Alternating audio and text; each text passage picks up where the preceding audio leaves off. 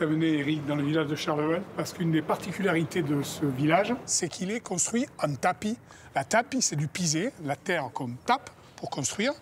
Et donc, le long de cette rue, il y a énormément de maisons en tapis. Et au bout de la rue, le maire a eu la bonne idée de construire un centre médical, municipal.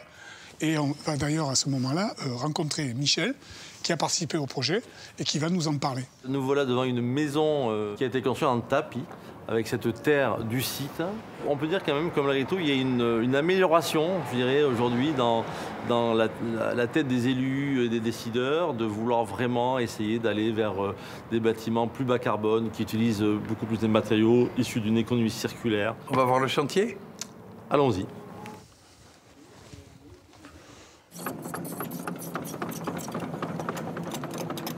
Dès qu'on veut construire un bâtiment, on a besoin de faire un terrassement, plus ou moins important sur le projet, mais on est obligé de faire des trous dans la terre pour implanter le bâtiment dans son assise et après pour faire des fondations. Donc ça crée énormément de déblais qui ne peuvent aller qu'en décharge. Notre matière première, c'est ce déblai qui est en fait un déblai décharge qui nous sert à créer nos matériaux qui vont permettre la construction des bâtiments. On comprime donc très fortement ce matériau qui nous permet d'atteindre des résistances mécaniques élevées pour pouvoir faire des blocs de construction au même titre que des blocs de pierre, de carrière. D'ailleurs, ça s'apparente tout à fait à des blocs de pierre de carrière, à part qu'on peut être même plus élevé en résistance que pas mal de pierres calcaires. On est en zone sismique 4, donc la plus haute zone sismique de France dans cette région-là. Donc dans ce cas-là, on a été obligé de rajouter un liant de notre formulation. Parfait, les arêtes sont nickel. Super. Bonne densité. Super. Bon, non, il peut arriver qu'on ait des terres qui ne se prêtent pas du tout, mais on peut quand même dire qu'on peut vraiment faire beaucoup de choses avec les matériaux géosourcés issus des déblais.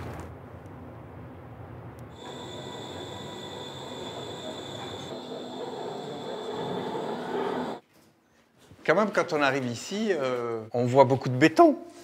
C'est vrai qu'en première impression, on pourrait se dire c'est du béton. Mais en fait, c'est de la terre. Donc, on prend la terre du site. À Charleval, c'est magique puisque, comme ça a été dit, ça se fait depuis des centaines d'années. Et on adjuvante un liant. Et après, avec ça, on coule la terre dans des banches comme du béton. Et c'est ça qui est assez incroyable. C'est qu'en fait, on est sur une technologie vernaculaire mise en œuvre avec les techniques contemporaines d'aujourd'hui. Et on peut espérer comme ça une massification. On a eu la chance d'avoir deux ressources différentes sur ce chantier, puisque la terre a été extraite complètement du chantier, avec une partie pour faire les blocs, la terre de surface, et la terre qui est en dessous, beaucoup plus granulaire, a été utilisée pour faire le béton. Parce qu'en fait, c'est ça qui est génial dans les bétons de site, c'est qu'on a pu utiliser des agrégats, des cailloux, qui font plus de 5-6 cm. Alors que dans les blocs, on est sur des choses beaucoup plus fines qui font pas plus de 2-3 cm. C'est la nature du matériau qui fait qu'on a adopté des solutions différentes. Tout à fait. Dans l'idée d'optimiser, tous les terrassements devaient être réemployés sur site.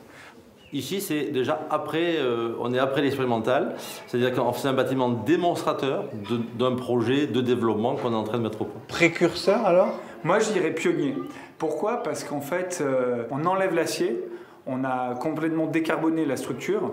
Il n'y a pas d'acier dans ces bétons? Non, il y a des tirants juste dans les angles, mais on a enlevé toute la structure en acier qu'on pourrait avoir dans un bâtiment en béton armé classique.